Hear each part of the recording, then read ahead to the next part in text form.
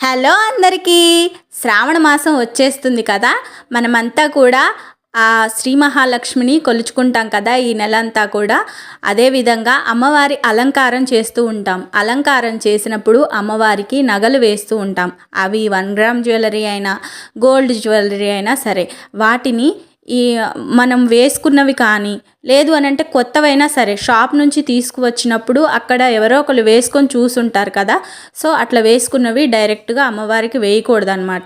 So ఇట్లా పసుపు నీళ్ళల్లో కానీ లేదంటే గంగాజలం ఉంటే గంగాజలంతో కానీ లేదు అంటే ఆవు పాలతో కానీ ఇలా శుద్ధి చేసి అమ్మవారికి వేయాలన్నమాట.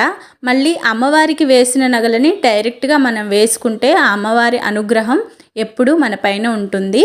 నేను కూడా ఇక్కడ అమ్మవారి అలంకారాలు చేస్తా కాబట్టి నగలన్నీ క్లీన్ చేస్తున్నాను అనమాట. మీకు యూస్ఫుల్గా ఉంటుందని వీడియో చేశాను. వీడియో నచ్చితే లైక్ చేయండి అండ్ కంటెంట్ నచ్చితే ఛానల్ సబ్స్క్రైబ్